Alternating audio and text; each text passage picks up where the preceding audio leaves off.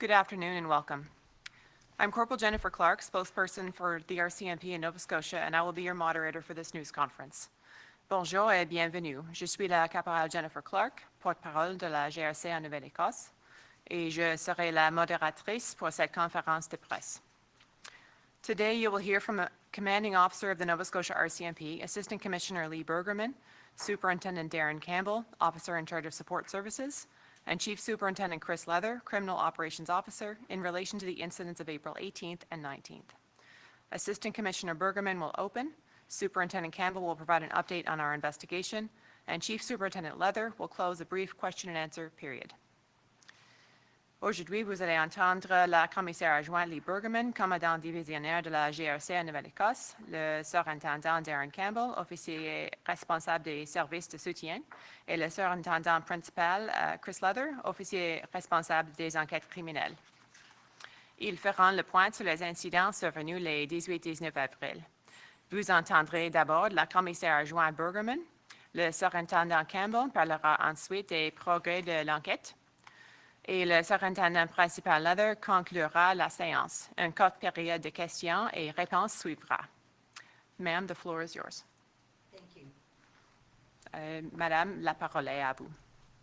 So to begin, I must first acknowledge today is June 4th, a day many will never forget. As it was 6 years ago that we tragically lost 3 RCMP officers in Moncton. Those incidents continue to affect us all, the families of our fallen, the force, and the community.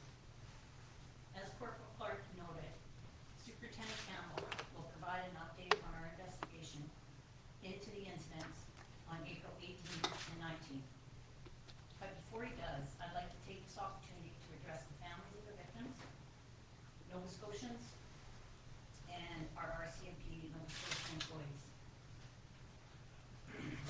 To the families of the victims so deeply impacted by the incidents here on April 18th and 19th, your lives have changed in ways that most will never understand.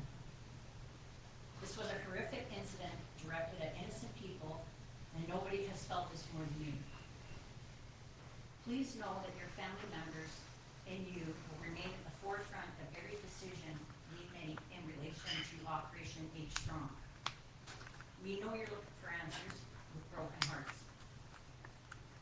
I can assure you that since day one, we are investigating to uncover the why and how this happened, and we continue to go where the facts lead us. We have leaned heavily on our officers who are serving as liaisons to the families of the victims. Our RCMP and provincial victim services have also provided remarkable assistance. Keeping the families supported and informed are critically important pieces, and we are fully committed to ensuring an ongoing, open dialogue with you.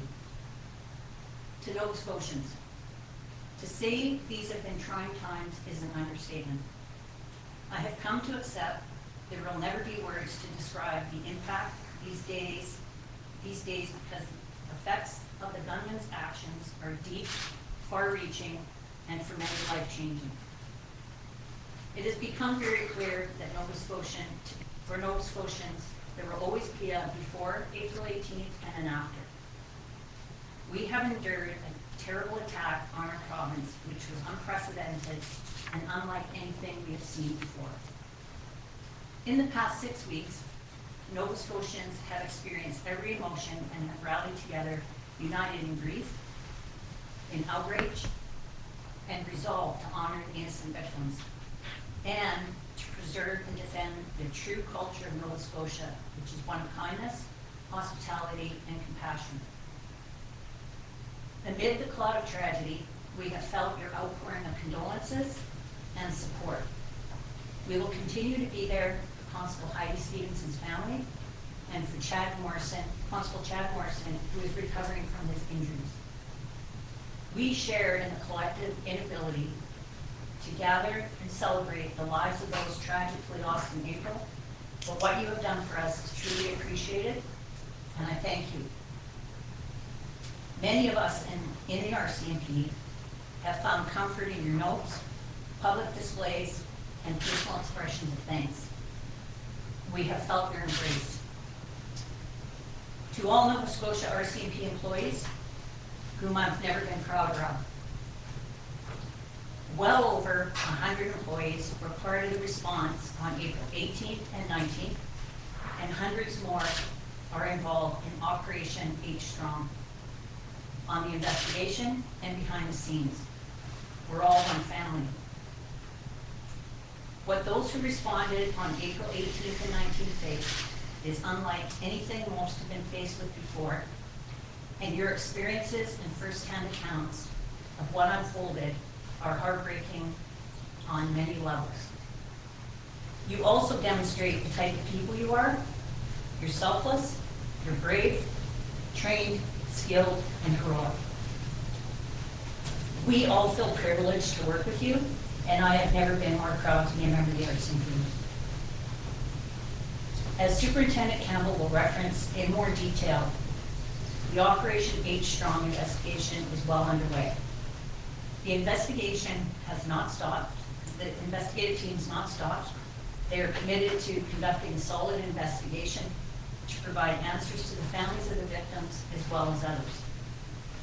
Like everyone involved, the entire team is stepping up to get the job done and putting their heart and soul into this file.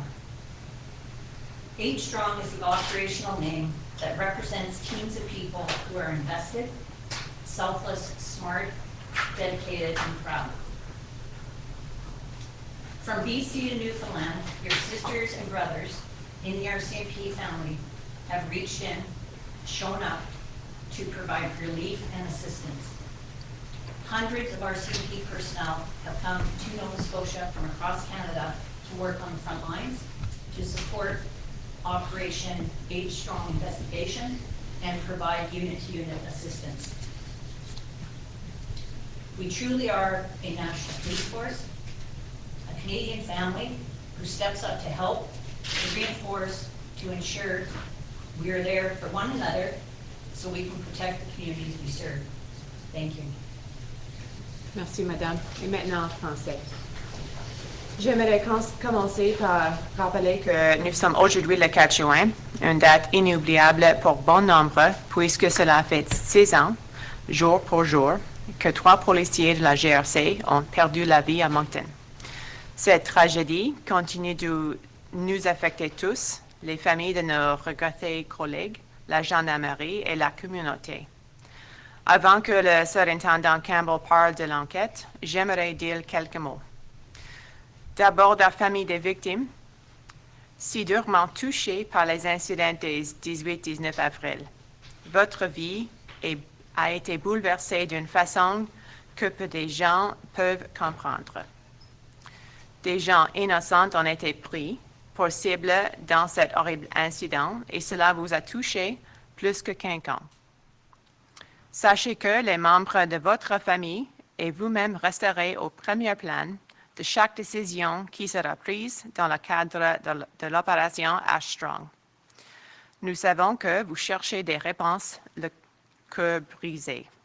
Je peux vous affirmer que, depuis le premier jour, nous enquêtons pour comprendre les tenants et les aboutissants de ce qui s'est produit et nous continuerons d'aller au bout des choses. Nous nous sommes beaucoup appuyés sur nos agents qui font la liaison avec les familles des victimes. Nous pensons qu'il est extrêmement important de vous tenir au courant et nous sommes déterminés à continuer de dialoguer ouvertement avec vous. Aux néo-écossais. Dire que ces temps sont difficiles est un euphémisme. J'ai dû me résoudre à accepter qu'aucun mot ne pourra jamais décrire l'onde de choc ressenti parce que les gestes posés par le tireur ont un retentissement profond et dévastateur dans la vie de tant de gens. Il est clair pour les néo-écossais, il y aura un avant et un après. Notre province a été la cible d'une terrible attaque sans précédent et d'une ampleur inédite.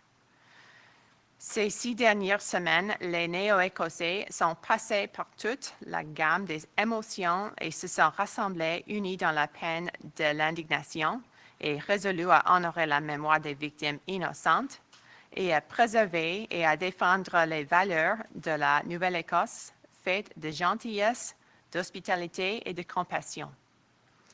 Dans le brouillard de cette tragédie, nous sont parvenus vos innombrables mots de condoléances et de soutien. Nous continuerons d'être aux côtés de la famille de la défunte gendarme Heidi Stevenson et du gendarme Chad Morrison qui remettent ses blessures. Nous sommes dans l'incapacité collective de nous rassembler et de rendre hommage à ceux qui ont perdu la vie tragiquement en avril, mais nous sommes très reconnaissants de ce que vous avez fait pour nous et je vous en remercie. Nous sommes nombreux à la GRC à avoir trouvé de réconfort dans vos messages, vos démonstrations publiques, vos remerciements personnels. Nous avons senti votre entrainte chaleureuse. À tous les employés de la GRC Nouvelle-Écosse, dont je n'ai jamais été aussi fière. Plus de 100 employés ont pris part de l'intervention des 18 et 19 avril et de centaines d'autres participent à l'opération Ashstrong, en enquête proprement dite et en appui à celle-ci, mais nous faisons tout partie de la même famille. Ceux qui sont intervenus les 18-19 avril ont été confrontés à l'indicible et vos récits et vos témoignages de ce qui s'est passé sont plus déchirants les uns que les autres. Ils en disent aussi long ce que vous êtes, des personnes altruistes, courageuses, formées, compétentes et héroïques. Nous sommes tous privilégiés de travailler avec vous et je ne me suis jamais sentie aussi fière d'être un membre de la GRC. Comme l'expliquera plus en détail le surintendant Campbell, l'opération Ashstrong est bien engagée. L'équipe d'enquête travaille sans relâche. Elle est déterminée à mener une enquête approfondie afin d'apporter des réponses aux questions des familles des victimes et de tous. L'ensemble du personnel se sent cœur et âme à la tâche. Nous avons baptisé cette enquête l'opération Ashstrong parce qu'elle est menée par des gens décidés, altruistes, intelligents, dévoués et fiers. De la Colombie-Britannique à Terre-Neuve, vos frères et sœurs de la grande famille de la GRC se sont manifestés pour apporter aide et soutien. Des centaines de personnes de la GRC sont arrivées en Nouvelle-Écosse des 4 coins du pays pour travailler en première ligne, appuyer l'enquête et l'opération Ashstrong et fournir de l'aide spécialisée. Nous sommes véritablement un service de police nationale, une grande famille canadienne qui se mobilise pour aider, se conforter et s'épauler les uns les autres pour pouvoir protéger les communautés que nous servons. Merci. Monsieur. Thank you, Corporal Clark.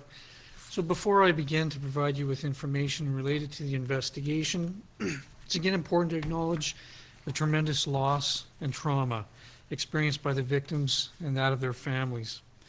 I'm very mindful that when information is released publicly, it may cause distress for the families and others closely associated to those who lost their lives or who were injured. Through the assigned RCMP family liaison officers, families have been advised in advance of when and what information we're providing publicly. We remain committed to providing them with meaningful, factual updates as the investigation unfolds. The investigation is being led by the Nova Scotia RCMP Major Crimes Unit. Hundreds of RCMP employees have and continue to be engaged in the investigation, and has been supported by specialized RCMP resources from across the country. To date, investigators have interviewed over 650 different individuals from a variety of provinces, including British Columbia, Alberta, Ontario, New Brunswick, Nova Scotia, and the United States. A number of exhibits have been forensically examined by highly skilled forensic identification specialists, RCMP forensic scientists from our forensic laboratories, and by specialists within the Nova Scotia Medical Examiner's Office. It's quite important to highlight the complex, difficult, and highly professional work that they continue to provide during this investigation. Aside from determining the gunman's actions and movements before and during the April and 18th and 19th incidents, the investigative objectives remain the same, and that includes determining if anyone had any knowledge of the gunman's plans or if anyone provided assistance to him in any way. Though the gunman cannot be brought before the courts, the investigation must meet the exact standard as if we were in a position to do so. All of our investigative inquiries, our actions, and standards are centered on working towards gathering sufficient evidence to determine what role, if any individual played in these horrific crimes. Every piece of information that we retrieve and receive is analyzed, it's fact-checked, and is corroborated in order to assess the weight, validity, and value of this information. There is no room for speculation. To get it right takes time. This is what's expected of us, and this is what we intend to deliver. It's through the work of RCMP investigators and those of our partners dedicated to this investigation that I'm in a position to provide to you an update on the investigation and to clarify or correct some of the information that has been circulating from a variety of sources. I'm not going to reiterate some of the information that's been provided in the previous press conferences. Most are aware of the devastating actions of the gunman starting in the community of Portapique on April 18th. I would first like to provide some information that has been learned as it relates to the analysis of the initial RCMP response that night. Et en français, avant de commencer et de donner des renseignements à propos de l'enquête sur les incidents des 18 et 19 avril, j'aimerais souligner une fois de plus la douleur et le traumatisme vécus par les victimes et leurs familles. Je suis pleinement conscient que la diffusion d'informations sur une enquête peut causer de la détresse chez les membres de la famille et les proches des personnes décédées ou blessées. Par l'entremise des agents de liaison désignés de la GRC, les familles ont été informées à l'avance du moment où l'information serait communiquée au public et de la teneur des renseignements. Nous maintenons notre engagement à leur fournir des mises à jour factuelles et pertinentes à mesure que l'enquête avance. Baptisée Opération Strong, l'enquête est dirigée par le groupe des crimes majeurs de la GRC en Nouvelle-Écosse. Des centaines d'employés de la GRC y participent, de même que des réseaux spécialisés de la GRC à l'échelle du pays.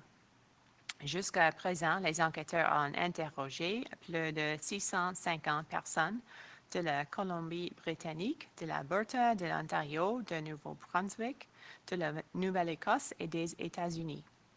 Des spécialistes du bureau du médecin légiste de la Nouvelle-Écosse, ainsi que les scientifiques des laboratoires judiciaires et des spécialistes de l'identité judiciaire hautement qualifiés de la GRC, procèdent à l'analyse de plusieurs pièces à la conviction. Je tiens à souligner le travail complexe et ardu qu'ils accomplissent tous avec grand professionnalisme depuis le début de l'enquête. Les objectifs de l'enquête restent les mêmes, c'est-à-dire déterminer les gestes et les déplacements du tireur les 18 et 19 avril et avant ces dates, mais également savoir si des gens étaient au courant des plans de l'homme ou l'auraient aidé d'une façon ou d'une autre. Même si le tireur ne peut pas être traduit en justice, l'enquête doit être menée avec la même rigueur que si nous étions en mesure de le faire. Toutes les demandes de renseignements, mesures et normes liées à l'enquête ont pour but de nous aider à recueillir assez d'éléments de preuve pour déterminer le rôle que toute personne aurait pu jouer dans les crimes horribles. Chaque élément d'information que nous recevons est analysé, vérifié et corroboré pour en évaluer les poids, la validité et la valeur. Rien ne doit être laissé au hasard. Il faut du temps pour bien faire les choses. C'est ce qu'on attend de nous et nous avons l'intention d'être à la hauteur. C'est grâce au travail des enquêteurs de la GRC et de nos partenaires que je suis en mesure de faire le point sur l'enquête et de clarifier ou de corriger certaines informations qui circulent et viennent de plusieurs sources. Je ne répéterai pas certains éléments qui ont été communiqués lors de points de presse précédents. Vous êtes sans doute au courant des gestes sordides commis par le tireur à partir du 18 avril à Portapique et par la suite. J'aimerais d'abord parler de ce qui est ressorti de l'analyse de la première intervention de la GRC le soir du 18 avril. Monsieur. So I'll start by providing a few points with respect to the initial RCMP response. The initial RCMP first responders arrived within minutes of each other. As previously described, the search area was spread out. It contained several acreage properties, much of which were covered in wooded areas, and several residences and outbuildings, some of which were already on fire. Aside from the fires, the search area was very dark. As the incident was being treated as an active shooter incident, the initial RCMP first responders quickly formed an immediate action rapid deployment team, otherwise known as an IARD team. The IARD team immediately entered the community in search of the threat. As dictated by their training, their objective was to locate and to stop that threat. This is exactly what those RCMP first responders were working towards. Within minutes of receiving the initial call, the on-duty RCMP risk manager, who was stationed within the RCMP Operational Communication Center, or the Communication Center, notified Northeast District on-call management, who immediately initiated the call-out of a full critical incident package, or a critical incident team. The critical incident package consists of the critical incident commander, the crisis negotiation team, critical incident scribes, radio technicians, the emergency response team, the emergency response medical team, emergency response IT or technical support, emergency response radio operators, the tactical armored vehicle, or we refer to it as the TAV, and its operator, police dog services, and the explosives disposal team. In addition to the first responders who are already on scene and continuing to arrive, the critical incident package added more than 30 resources who are highly specialized resources and skill resources to the response. Questions have been raised with respect to survivors who stayed on the line with 911 operators for a significant period of time during that initial response. It is true that survivors remained on the line with 911 operators. While they remained on the line and in contact with RCMP dispatchers, they were instructed to shelter in place and to hide while the IARD team members continued their search for the threat. IARD members set up containment around the survivors' residences, while other first responders set up containment around the community of Portapique. As the emergency response team members arrived, the gunman was still believed to be in the area. And if alive, he was lying in wait, meaning that he would be hiding, ready to engage anyone at any time. This contributed to a decision to instruct area residents to shelter in place as opposed to evacuate. The emergency response team continued to carry out extensive tactical searches for the gunman while responding to numerous possible sightings in the area and effecting the rescue and eventual evacuation of a number of survivors and witnesses, partly with the use of the tactical armored vehicle. I just summed up these aspects in a few sentences, but it's important to understand that this covered a period of several hours. As previously reported, we now know the gunman had escaped from the area shortly after the first responders had arrived. He fled to the divert area where he hid, and he remained there for several hours before beginning to move again in the early morning hours of the following day. Media reports have raised questions regarding the level of communications between the RCMP and other Nova Scotia police agencies, as well as an apparent lack of requests from the RCMP to other Nova Scotia police agencies for assistance on April 18th and the 19th. There is detailed information that refutes these claims. I can confirm that the RCMP was in contact with other Nova Scotia police agencies several times throughout the incident, and that information was communicated to all Nova Scotia police agencies as it became known. These updates and communications originated from the risk manager in our operational communications center, the critical incident commander, from RCMP management, as well through members who were actually involved in the incident. Other Nova Scotia police agencies also contacted the RCMP directly for information, and the information was provided to those agencies in those cases as well.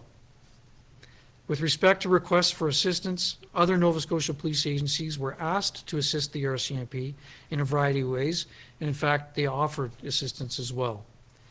This included agreements by other Nova Scotia police agencies to cover calls for service in RCMP jurisdictions, while our officers were occupied in the response, providing investigative assistance as well with priority witness interviews while the situation was unfolding, evacuating potential victims from residents known to the gunman, as well as providing lockdown security to an area hospital where some of the injured victims were being treated. Merci. Il s'est écoulé quelques minutes entre l'arrivée des toutes premières intervenantes de la GRC. Comme il a dit, la zone de recherche était vaste et constituée des terrains de plusieurs acres, boisés pour la plupart, ainsi que de plusieurs résidences et annexes, dont certaines étaient déjà en feu. En dehors des lieux incendies, il faisait très noir dans la zone de recherche. Lorsqu'on a commencé de traiter l'incident comme étant un tir actif, les tout premiers intervenants de la GRC ont rapidement formé une équipe de déploiement rapide pour action immédiate, aussi appelée l'équipe DRAI. Cette équipe a immédiatement commencé à fouiller la communauté à la recherche de la menace. Comme ils ont appris à le faire pendant leur information, des membres de l'équipe avaient pour objectif de trouver et d'arrêter la menace. C'est exactement ce que le premier intervenant de la GRC essayait d'accomplir. Dans les minutes qui ont suivi le premier appel, le gestionnaire des risques de la GRC en service à la station de transmission opérationnelle de la GRC en a informé le gestionnaire en disponibilité du district nord-est de la Nouvelle-Écosse, qui a alors sans tarder demandé la mise sur pied d'une équipe complète des interventions critiques. Cette équipe comprenait le chef des interventions critiques, l'équipe de négociation en situation en crise, des préposés au registre des communications en cas d'incident critique, des techniciens radio, le groupe tactique d'intervention JTI, le groupe des interventions médicales d'urgence GIMU, l'équipe de soutien des technologies et de l'information et l'opérateur radio du groupe tactique d'intervention, un véhicule tactique blindé et son conducteur, les services cynophiles et le groupe de l'enlèvement des explosifs.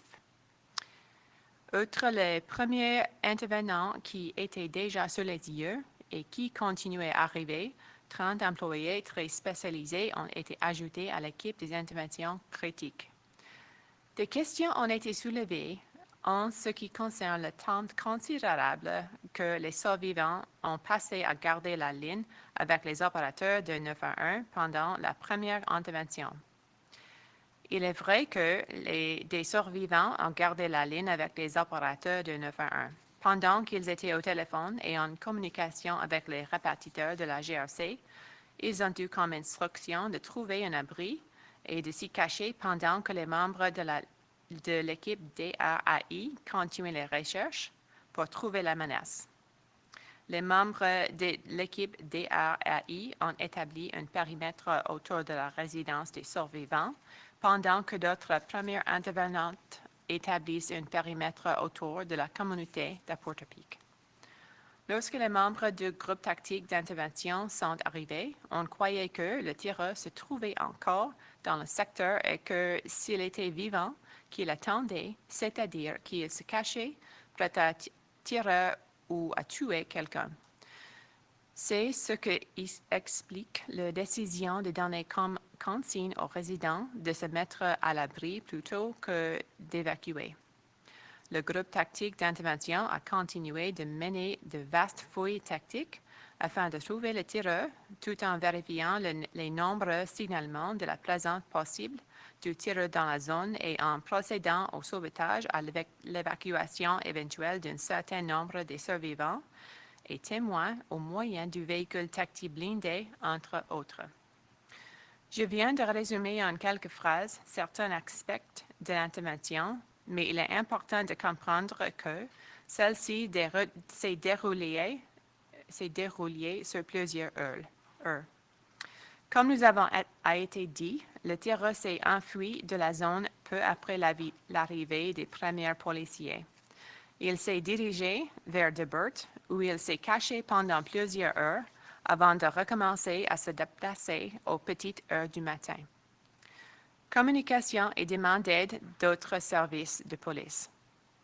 Des médias ont soulevé des questions concernant le niveau de communication entre la GRC et les autres services de police de la Nouvelle-Écosse et le fait que la GRC n'ait apparemment pas adressé des demandes d'aide aux autres services de police de la Nouvelle-Écosse les 18 et 19 avril.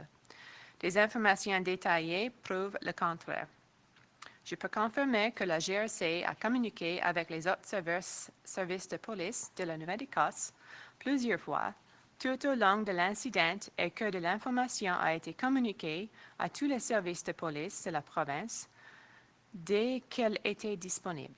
Les mises à jour et l'information ont été communiquées par le gestionnaire des risques en poste à la station de transmission opérationnelle de la GRC, le chef d'intervention critique, les cadres de la GRC, ainsi que par les membres qui prenaient part à l'intervention.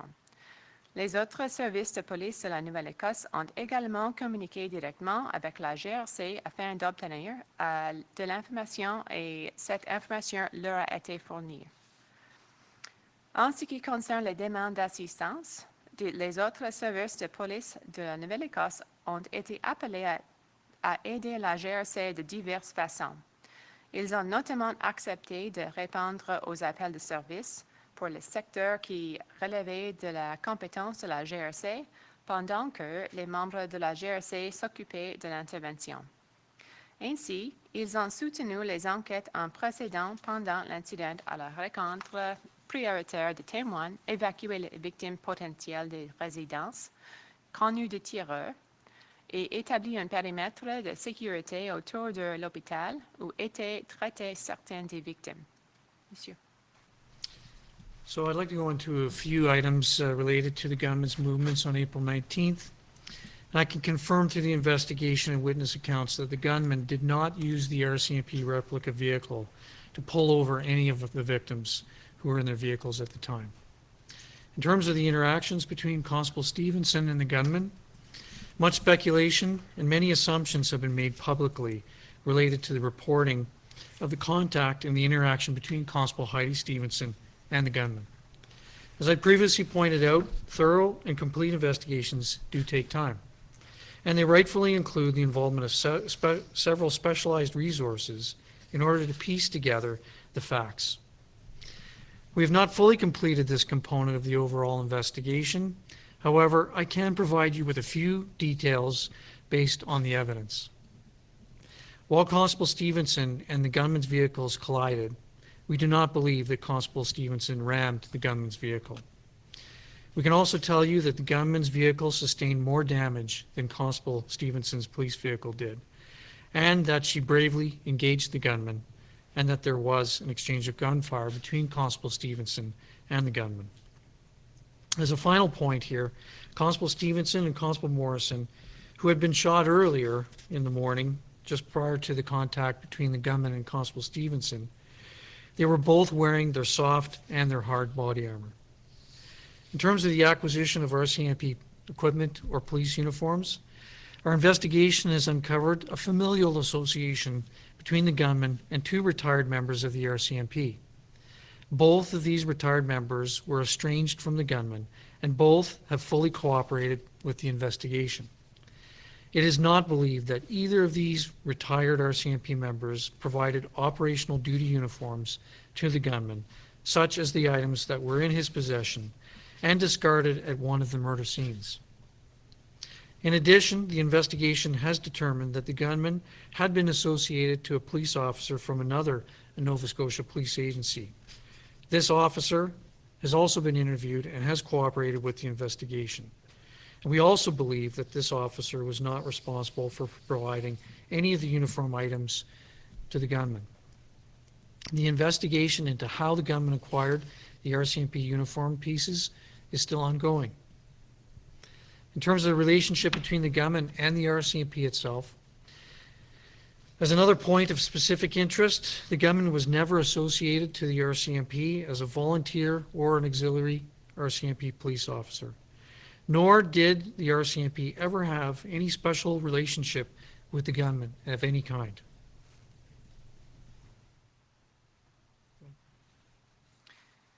Interception d'automobilistes par le tireur. J'aborderai maintenant certaines questions liées au déplacement du tireur le 19 avril. Je suis en mesure de confirmer que, d'après l'enquête et les déclarations des témoins, le tireur n'a pas utilisé sa réplique d'auto-patrouille de la GRC pour faire arrêter un bordeur de la route des victimes qui se trouvait dans leur véhicule. Interaction entre la gendarme Stevenson et le tireur.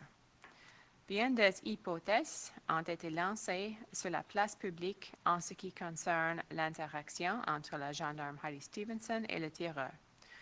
Comme je l'ai mentionné, il faut du temps pour mener une enquête complète et rigoureuse, et ce travail inclut à juste titre la consultation de plusieurs ressources spécialisées afin de reconstituer les événements à partir des faits. Nous n'avons pas encore terminé ce volet de l'enquête, mais je peux donner quelques détails qui résultent de l'examen des preuves. Bien qu'il y ait eu collision entre le véhicule de la gendarme Stevenson et celui du tireur, nous ne croyons pas que le gendarme Stevenson ait foncé sur le véhicule du tireur. Nous pouvons aussi vous dire que le véhicule du tireur a été plus endommagé que celui de la gendarme Stevenson, qu'elle a courageusement affronté le tireur et qu'ils ont échangé des coups de feu. J'ajoute en terminant que la gendarme Stevenson et le gendarme Morrison, qui avaient été blessés par balle plus tôt dans la matinée, portaient tous deux un gilet pare-balles souple et un gilet pare-balles rigide. Acquisition d'uniformes de la GRC ou de la police. Notre enquête a révélé un lien de parenté entre le tireur et deux membres à la retraite de la GRC. Ces membres n'étaient plus en contact avec lui et ont tous deux offert leur pleine collaboration aux enquêteurs. Il ne semble pas que l'un d'eux ait donné au tireur des articles de l'uniforme réglementaire, comme ceux qui ont été trouvés en sa possession et sur les lieux d'un des meurtres. L'enquête a également permis de déterminer que le tireur avait été associé à un agent d'un autre corps policier de la Nouvelle-Écosse.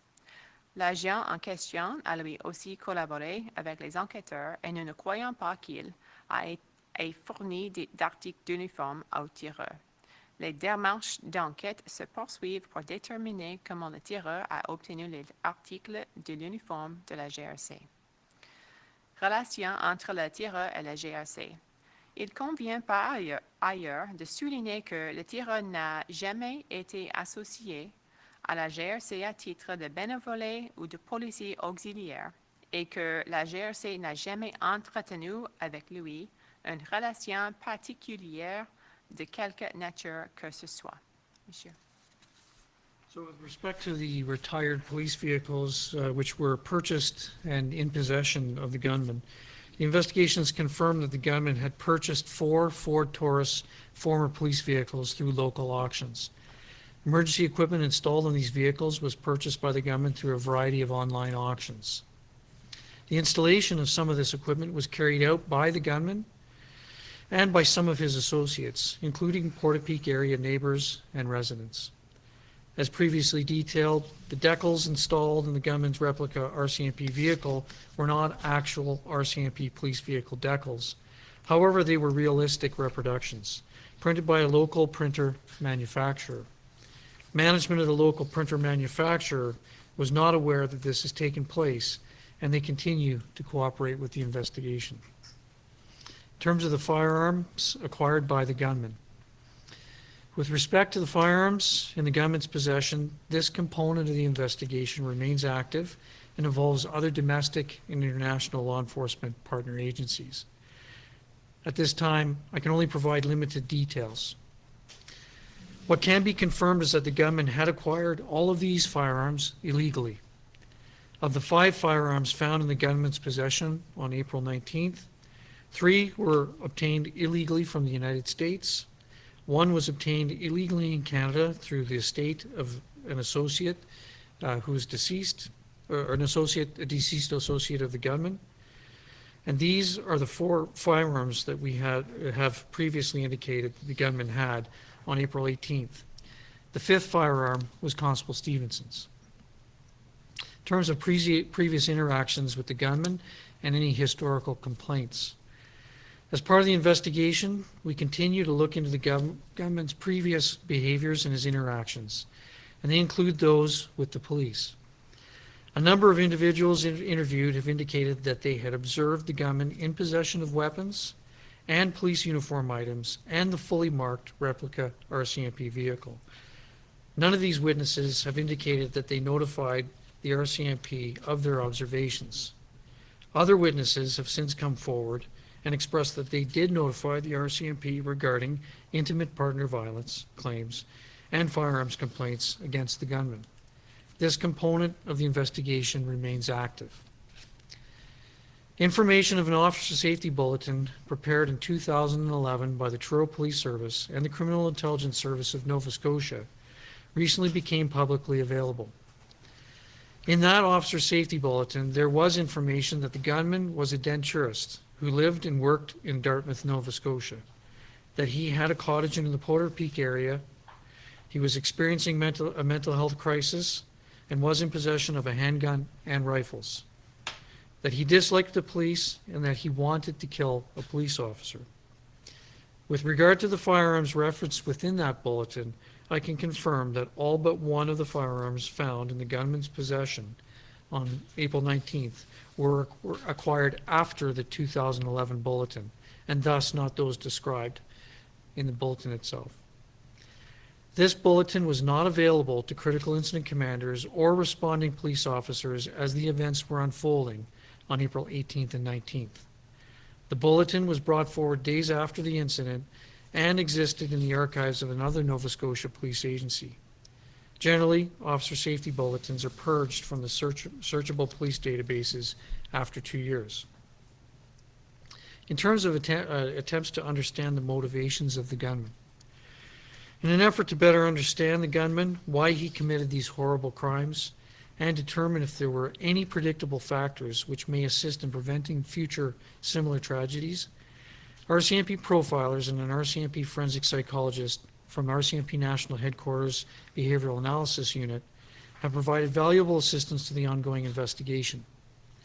This assistance includes a psychological autopsy of the gunman, and this autopsy is ongoing. The aim of the psychological autopsy is to gain a better understanding of the contributing factors to better comprehend, if possible, the why now, and why in this manner. Behavioral analysts have shared some of their preliminary findings with the investigative team. In those findings, the gunman was described as what is called an injustice collector, one who held on to conflict or differences with others, turning them inward until they boiled over in rage.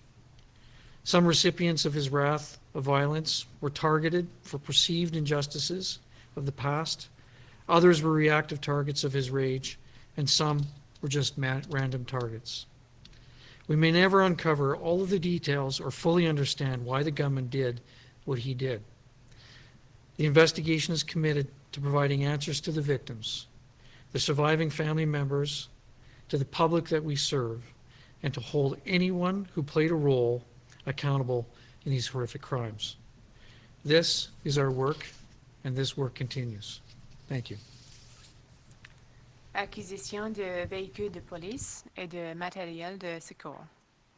Pour ce qui est des anciens véhicules de police dont le tireur a fait de l'acquisition et avait en sa possession, l'enquête a confirmé qu'il s'agissait de 4 Ford Taurus ayant servi d'autopatrouille qui l'intéressait à acheter dans un encamp local. Quant au matériel d'intervention d'urgence installé sur le véhicule, le tireur en a fait l'achat en ligne sur divers sites de vente aux enchères. L'installation d'une partie du matériel a été effectuée par le tireur et certains de ses associés, parmi lesquels des voisins et d'autres résidents de Portapique. Comme il a déjà été expliqué en détail, les insignes qui portaient les faux véhicules de la GRC n'étaient pas de véritables décalques de la GRC, mais un habit travail d'imitation réalisé par un imprimeur ou fabricant local. La direction de cet établissement d'impression ou de fabrication, à l'insu de ceux qui ce travail a été effectué, continue de coopérer dans le cadre d'enquête. Acquisition d'armes.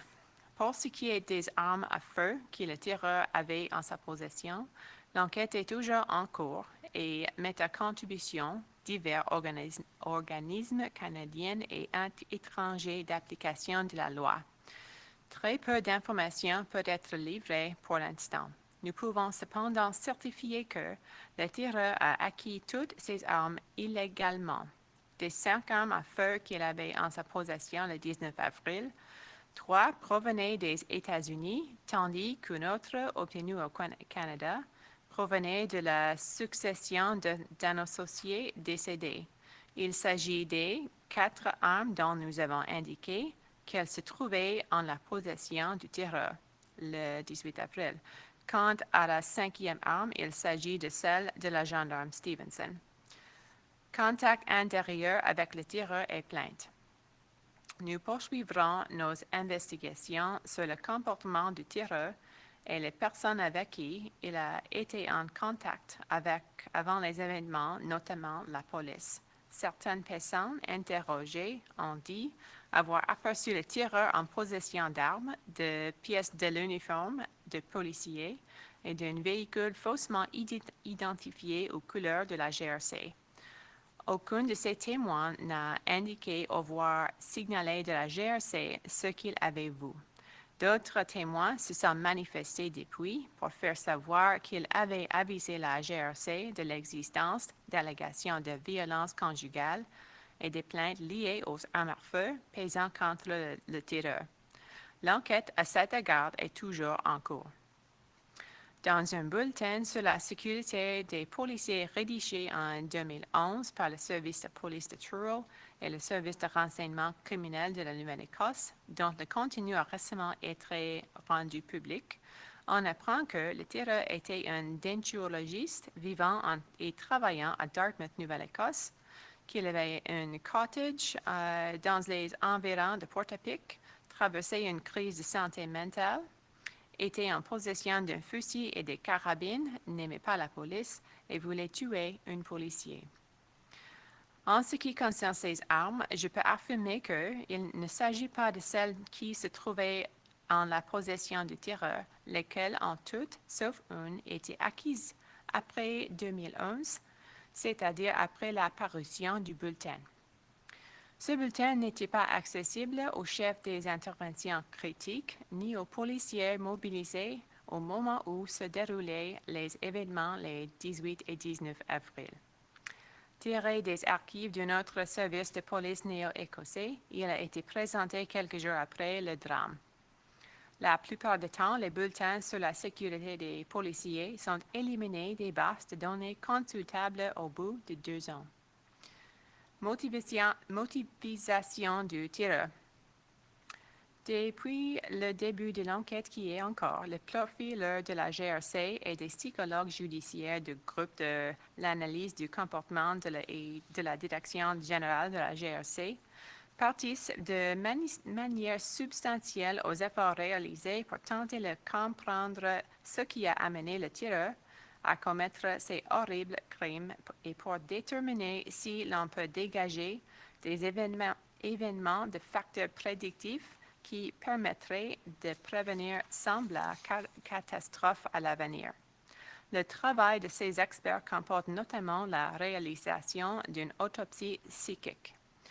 Celle-ci, qui n'est pas encore terminée, vise à jeter quelques lumières sur les facteurs contributifs du comportement du tireur et à permettre peut-être de mieux comprendre pourquoi il est devenu violent, pourquoi il a agi à ce moment précis et de cette manière-là. Les analyses du comportement ont communiqué leurs résultats préliminaires à l'équipe de l'enquête. Dans leur conclusion, le tireur est décrit comme un collectionneur d'injustices, quelqu'un s'y crampant au conflit ou opposition qu'il rencontre au quotidien, qui s'en alimente intérieurement jusqu'à ce qu'il explose de rage. Certaines des victimes de la violente fureur du tireur ont été ciblées parce qu'elles étaient, dans son esprit, associées à une injustice subie dans le passé. D'autres ont été des exutoires à sa rage. D'autres, enfin, ont été des victimes aléatoires. Il se peut qu'on ne découvre jamais le fin mot de l'affaire ou n'arrive jamais à comprendre parfaitement pourquoi le tireur a fait ce qu'il a fait. L'enquête a pour but d'apporter des réponses aux survivants, aux familles des victimes, ainsi qu'au grand public et de traduire une justice quelconque a joué un rôle dans ces horribles événements. Tel est notre mandat actuel et nous l'honorons. Merci. Monsieur. Thank you, Corporal Clark. I will now provide an update on some of the other overarching areas that we have been looking at in addition to the H-strong criminal investigation.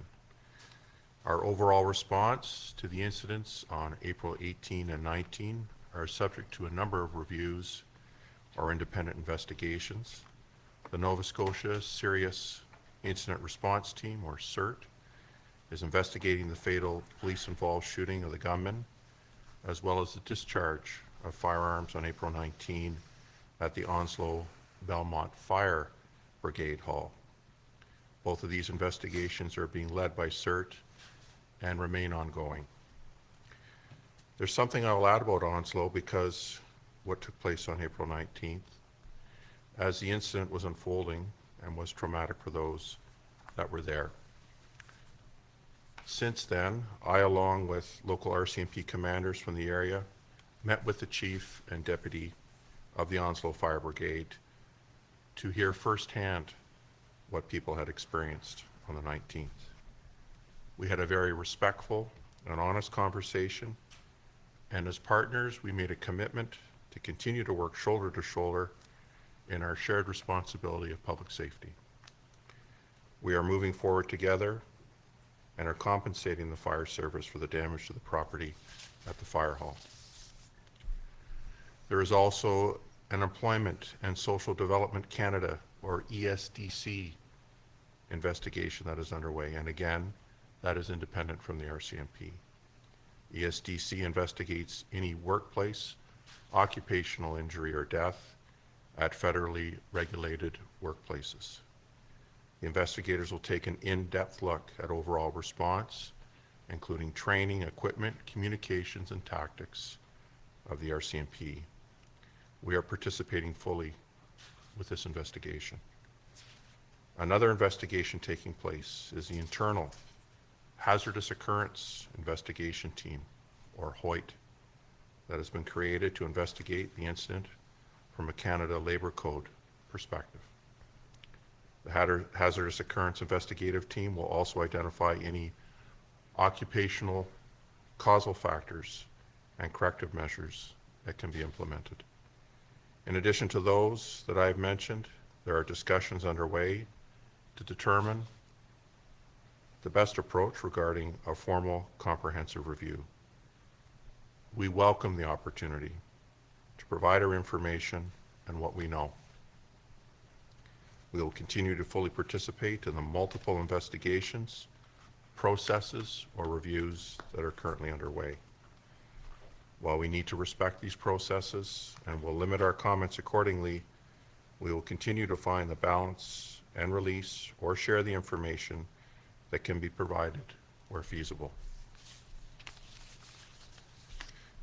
I am also mindful that questions have been raised around the level of information or intelligence sharing that has or currently takes place in Nova Scotia. Following April 18 and 19, a member from another police service within Nova Scotia brought forward a historical police bulletin that dates back to May 2011. It was authored by another police service and distributed by the Criminal Intelligence Service of Nova Scotia in 2011. While a bulletin existed from 2011, it likely would not have changed the response of April 18 and 19. It was not searchable or available to our responding officers on the 18th and 19th. The more we learn about the events that took place on April 18th and 19th, as Superintendent Campbell says, with the benefit of hindsight, people are now in a better position to reassess the provincial alert ready system. Here in Nova Scotia, the alert was used for the first time weeks prior to this incident, and it was in relation to COVID-19. To the best of our knowledge, the alert ready has never been used for an active shooter situation by police in Canada. On April 24th, I made the decision to activate Alert Ready in a separate incident where credible information was received of shots fired involving an automatic gun moving towards a densely populated area within the Halifax region. As a result of activating the alert for a dynamic police incident, we learned of the unintended consequences. Following the alert, there were a large number of people who called 911 to ask non-emergency related questions, such as, should I pick up my children? Where should I hide? What do I do? In addition, the alert was activated well beyond the affected geographic area. And what I mean by that is people who lived in Prince Edward Island and Yarmouth received the alert for what was an HRM incident. This resulted in delays to calls being answered at provincial 911 centers, and many calls were not answered at all because of the call volumes. This had a negative impact on public safety, and what I mean is that people who had true emergencies may not have gotten through to the 911 operators. We are aware it is an available tool, and discussions at all levels need to continue around its use. When activated, impacts all citizens and police services in Nova Scotia. RCMP is working on national policy to ensure this is addressed. As well, we are working with our partners in the province to ensure that when used, the system effectively helps to protect public safety. We commit to sharing those decisions publicly once finalized. Thank you. Je fournirai une mise à jour sur des autres aspects généraux que nous examinons et expliquerai où nous en sommes dans l'enquête criminelle H-Strong. Nos interventions à la suite des incidents survenus les 18 et 19 avril font l'objet de plusieurs examens ou enquêtes indépendantes. L'équipe d'intervention en cas d'incident grave, EIIG, de la Nouvelle-Écosse, enquête sur la fusillade mortelle du tireur par la police et sur la décharge d'armes à feu le 19 avril à la caserne de pompiers d'Onslow-Belmont. Ces deux enquêtes dirigées par le EIIG se poursuivent. J'apporterai une précision au sujet de la caserne d'Onslow, car ce qui s'y est produit le 19 avril a été traumatisant pour les personnes qui se trouvaient là. Avec les commandants locaux, des interventions de la GRC, j'ai rencontré le chef et le chef adjoint de la caserne des pompiers d'Onslow pour qu'on nous explique ce que les gens ont vécu. Nous avons eu une conversation très respectueuse et honnête et nous nous sommes engagés en tant que partenaires à continuer de collaborer pour assumer notre responsabilité commune à l'égard de la sécurité publique. Nous allons de l'avant ensemble et nous verserons une indemnisation pour les dommages causés à la caserne. Une enquête d'emploi et développement social Canada, ESDC, est aussi en cours et, là encore, il s'agit d'une enquête indépendante de la GRC. ESDC enquête sur toute blessure ou tout décès lié à un milieu de travail régi par le gouvernement fédéral. Les enquêteurs examineront en détail tous les aspects des interventions, y compris la formation, l'équipement, les communications et les tactiques de la GRC. Nous collaborons pleinement à cette enquête. Une autre enquête encore est celle de l'équipe interne d'enquête sur les situations comportant des risques qui a été créée pour enquêter sur l'incident du point de vue du Code canadien du travail. Cette équipe déterminera aussi tout facteur de causalité lié au milieu de travail et les mesures correctives pouvant être mises en œuvre. Finalement, des discussions sont en cours pour établir quelle sera la meilleure stratégie à adopter pour mener un examen exhaustif et en bonne due forme. Nous apporterons toutes les informations dont on dispose et ce que nous savons. Nous continuerons de collaborer pleinement aux multiples enquêtes, processus ou examens en cours. Nous devons respecter ce processus et nous limiterons nos commentaires en conséquence. Toutefois, tout en tenant compte de cette exigence, nous continuerons de communiquer les informations qui peuvent être rendues publiques dans la mesure du possible.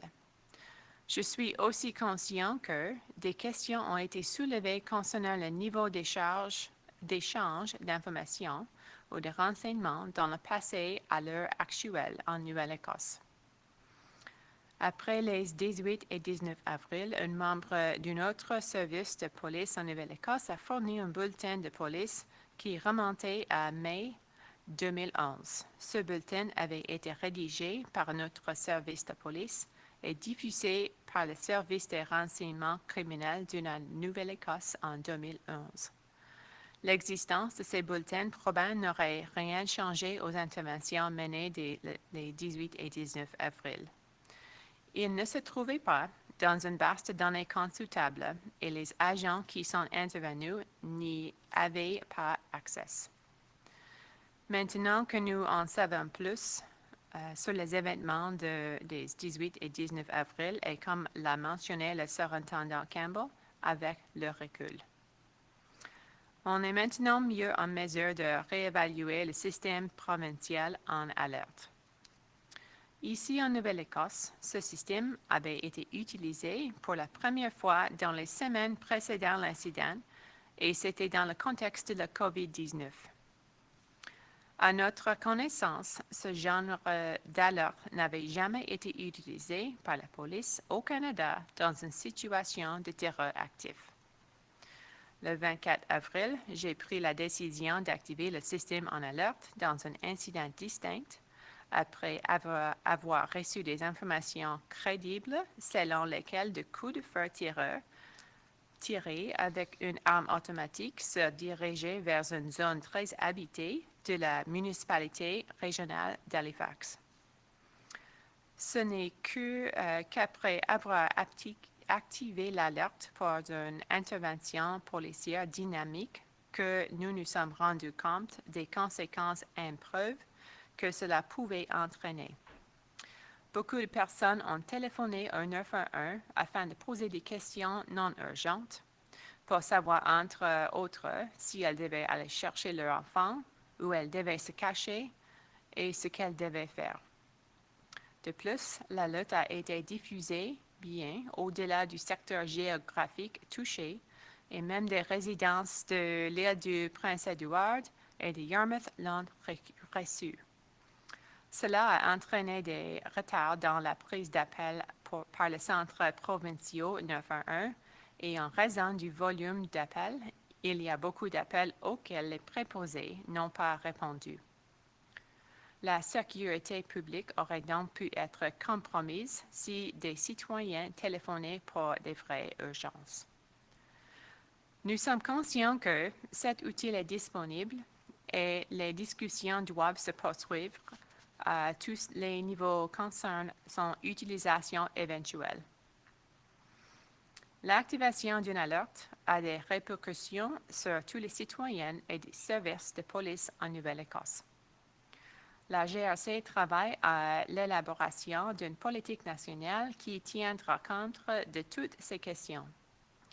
Nous collaborons aussi avec nos partenaires dans la province pour nous assurer que le système contribue efficacement à protéger la sécurité publique lorsqu'il est utilisé. Nous nous engageons à vous faire connaître rapidement les décisions qui seront prises à ce sujet. Merci. We will now proceed with a question period.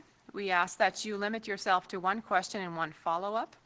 Please provide your name and agency for the benefit of all participants. Nous prendrons maintenant la période de questions. Nous vous demandons de vous tenir à une question et une de précision. S'il vous plaît, dites votre nom et votre agence pour le bénéfice de tous les participants. We will now go to the phone lines. Operator, go ahead, please. Nous allons maintenant prendre les questions des journalistes qui sont en ligne.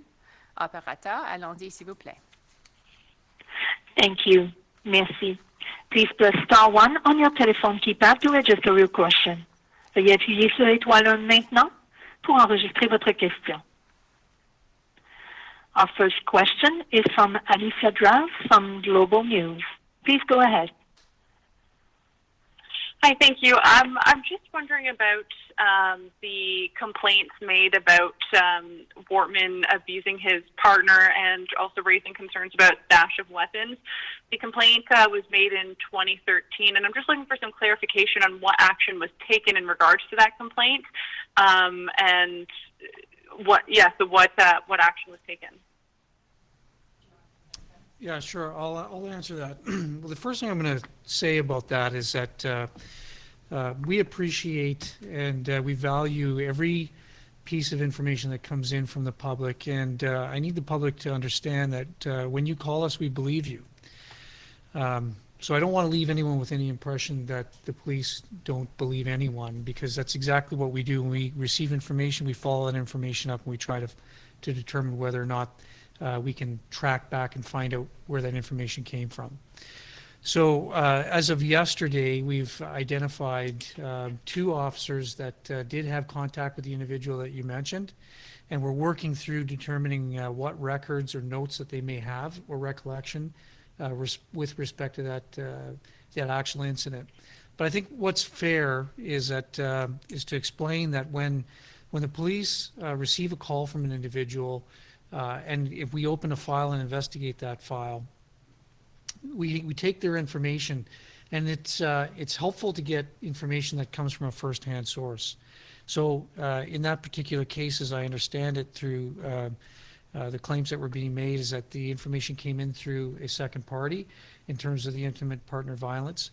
And it's imperative that if an individual does call the police and they're providing information that comes from another source, that we receive the cooperation from individuals who are actually possess the first-hand knowledge or had witnessed that type of activity. In terms of the firearms, again, right now it's early to say exactly what information was passed on to 2 of those officers, and we're working through that at this time.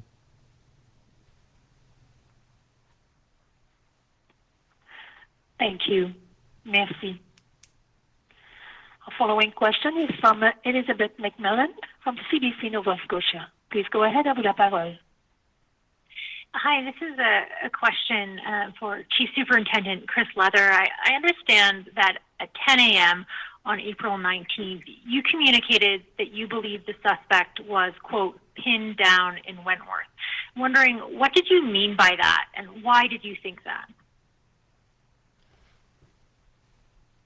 I recall sending that email out. I think it was Chief McNeil at the time. He and I had some brief email exchanges, and that was an update I had received, is that the belief existed that the suspect was pinned down at the time. Of course, we learned later that that was not correct, but that's the information I had at the time.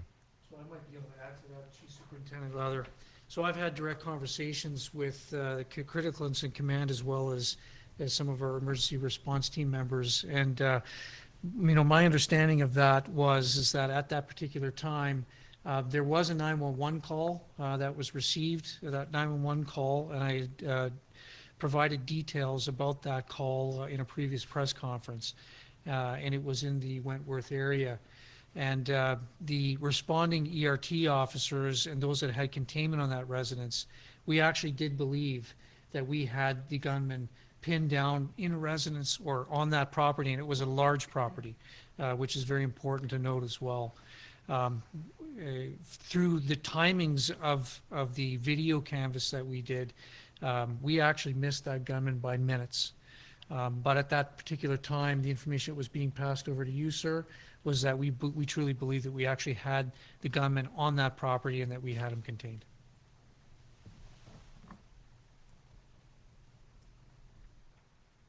Thank you.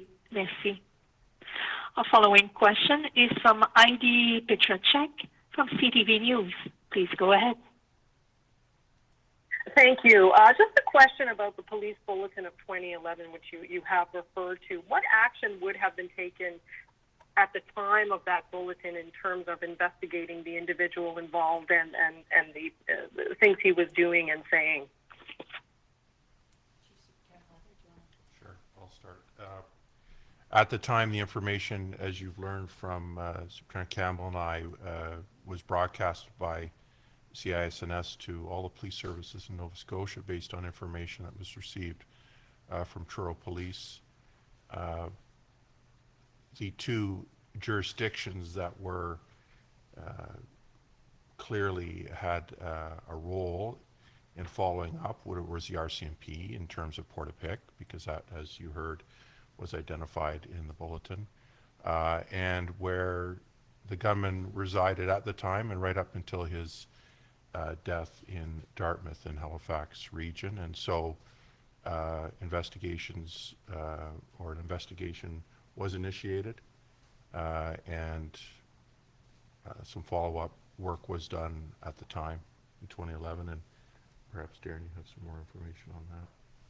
Yeah, really, I did speak of purging of information. So, we do have in our holdings some file material from another police agency that does speak to some of the actions that were undertaken.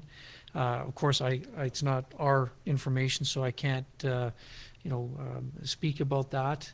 And in terms of, we have interviewed another RCMP officer that we know had stopped into the gunman's residence on several occasions. And we've since interviewed that officer, and that officer was looking for signs and having conversations with the gunman. However, he didn't see anything that would have caused him any concern or allowed him to take any further action. However, again, the investigation is still underway, and we are looking for every possible piece of information that we can from our officers that were serving during that period of time. We're looking at a 9-year lapse in time, and of course, people retire, so we're trying to track down those officers that may have had some involvement right now.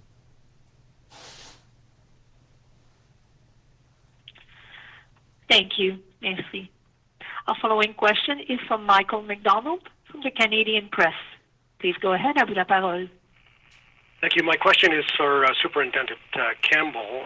Earlier today, if I heard correctly, I think you described the perpetrator as an injustice collector.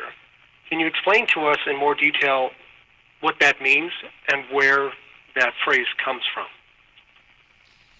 So, yeah, I'm certainly not a behavioral analyst or a forensic psychologist, but as I understand, an injustice collector has also been, or terminology that's been used to describe a person like that is also a grievance collector. These are individuals who may have felt slighted or cheated or disrespected at any point in time in their lives. It may be real, it may be perceived by the individual. However, as a result of these injustices are held on to. Where that comes from, I do believe that the forensic psychologist that we've used for this particular file is also a former member of the RCMP. His name is Dr. Matt Logan. Between Matt Logan and some of his colleagues within the FBI, I believe the injustice collector terminology was developed by the FBI, but it's widely accepted and known by those in the circles of forensic psychology.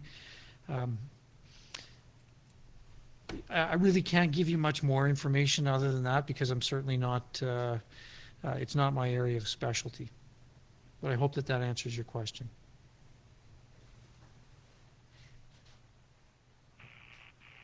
Thank you. Merci.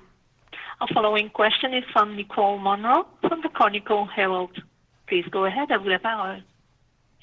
Hi. You mentioned that Constable Stevenson did not ram the gunman's vehicle. Would you just be able to explain how you were able to determine that? Yeah, so I'll answer that question as well. You know, obviously, what we've done is we've called in a collision reconstructionist. That's a specialist who their job is to look at accidents, and they're highly skilled and trained in that area. The collision analyst has done an analysis of the scene and has done an analysis of the vehicles. And based on the positioning of the vehicles, the damage to those vehicles, it's quite clear that you know, the gunman had actually entered into a roadway which was a one-way. As Constable Stevenson was proceeding in the right way, the gunman actually entered the wrong way, and that's exactly how that accident took place.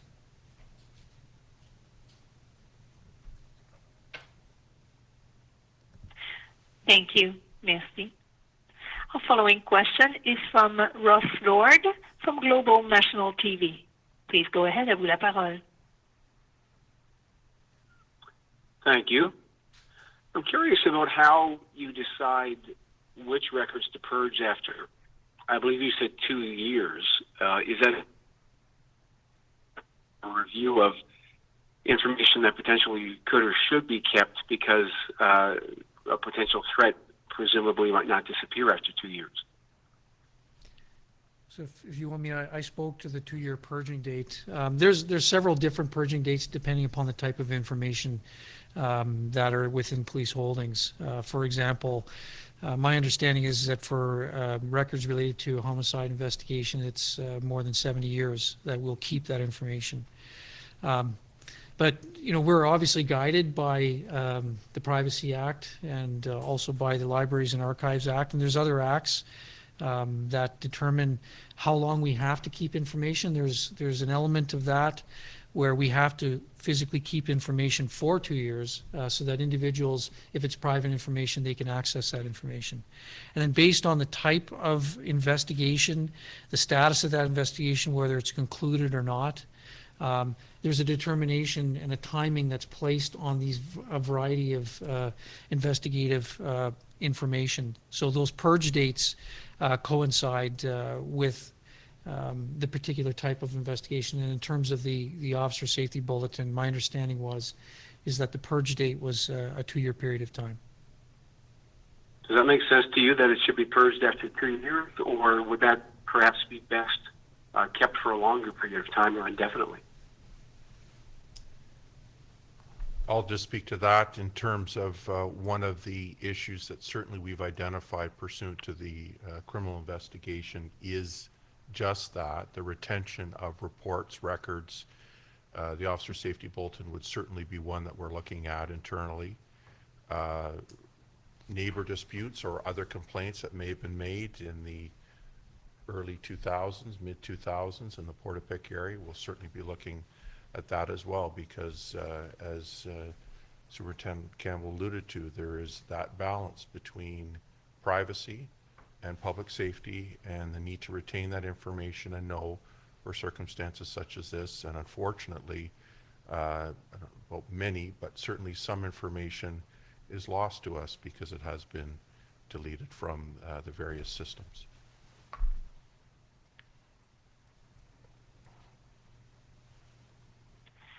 Thank you.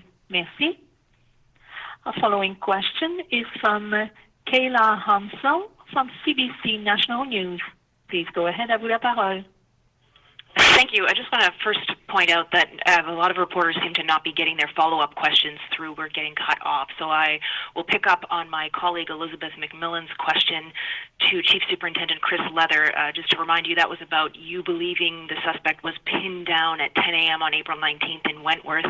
I just want to clarify, it seemed that you were talking about the home in Glenholm where the gunman was believed to have knocked on a couple's door and they didn't answer and they were safe in that was not in Wentworth. So can you clarify, is that in fact where you believed you had him pinned down, as you say? Was it Glenholm or Wentworth? And either way, how did believing you had him pinned down impact the RCMP's response?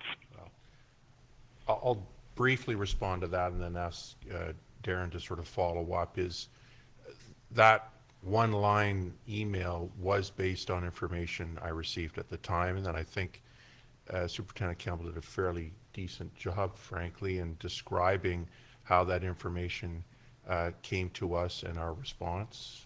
I don't have anything more to add to that. Yeah, what I'd add is that you're correct. It actually was Glenholm and it wasn't Wentworth.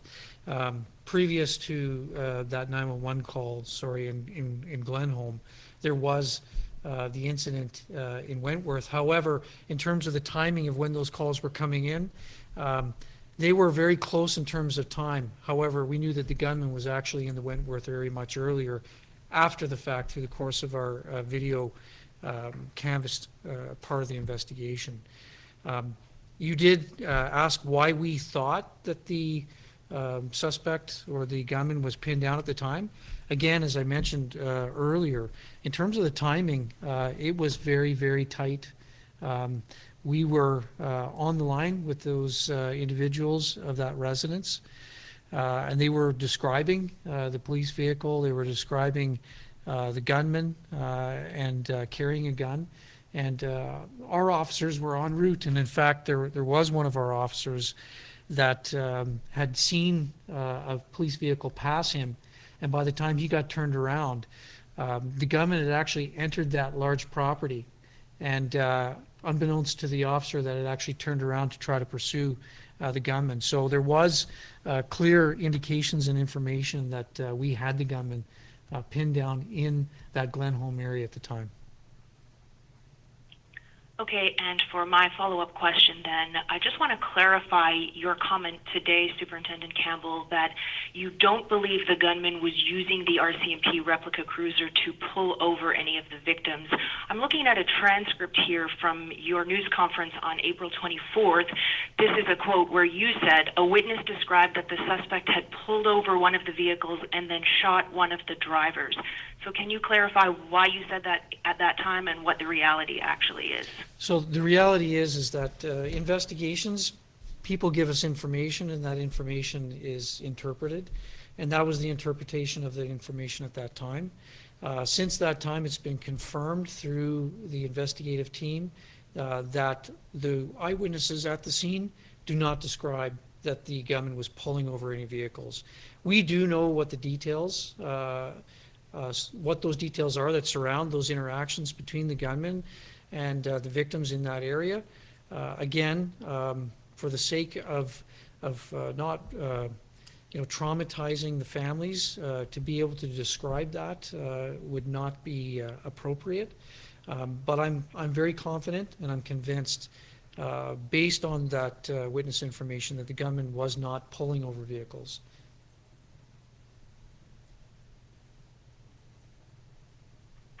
Thank you. Merci. Our following question is from Victoria Walton from the Coast. Please go ahead. Hi there. Thank you. This question is in relation to the weapons that were used, and I believe Campbell said that most of the weapons used in the April 18th and 19th incidents were acquired after the 2011 bulletin was issued. And I was just wondering if he could confirm that, and if so, would keeping that bulletin published at all have prevented the gunman from being able to, I know they were illegally obtained, but to obtain these weapons? So I'll confirm that what I stated earlier is that 3 of the weapons that were in the gunman's possession on April 19th were certainly acquired well after the 2011 bulletin. One of those weapons, it's possible, based on the timeline of the information that we have, is that one of those weapons may have been in the possession, and it appears to be that that would be the case, that the gunman was in possession of one of those weapons. In terms of whether or not that would have hindered the ability of the gunman to possess or obtain any of those weapons, again, it's part of that ongoing investigation, and it's not that we're trying to withhold that information, but that's a critical component of our investigation right now. What I'll tell you is that we do know who provided weapons to the gunman, and that piece of the investigation is continuing, and it's quite important that we protect that component of the investigation at this time. Okay. Related to that, I don't know if you can answer a follow-up, but are you looking at laying charges to the person who provided some of these weapons to the gunman? Is there the possibility that that might happen?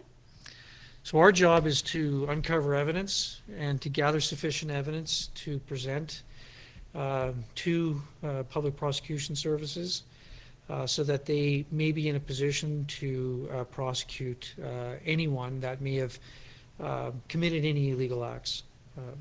As I mentioned earlier, there's a domestic component to this investigation as well as an international one. And when it comes to the international aspects of this investigation, we have to work with our justice partners from other countries. And what I can say is that we are actively engaged in having dialogue with them with respect to what charges, if any, will result from that. En raison du temps, la dernière question sera notre question finale. Due to time restrictions, the next question will be our last question. Thank you. Merci. Our last question is from Greg Mercer from the Globe and Mail. À vous la parole. Please go ahead. Hello, thank you. The question would be just seeking some clarity around the New Brunswick company, Berkshire Broman Corporation, and why investigators believe he used that corporate entity to register the 4 former police vehicles. Why did he do that?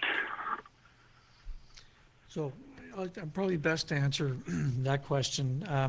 The whys are the things that, unless we had the opportunity to ask the gunman those questions, and if he was going to be honest in his responses, then maybe we'd get the answer to that question.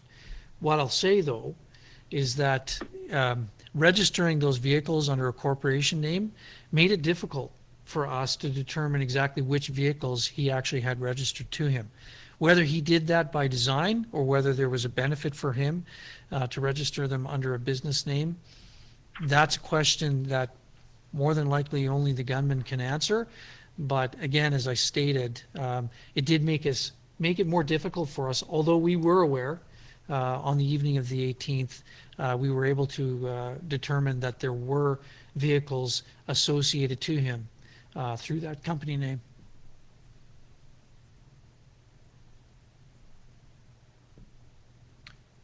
Ma'am, sirs, before we finish, anything to add? Madame et les messieurs, avant de finir, quelque chose à ajouter?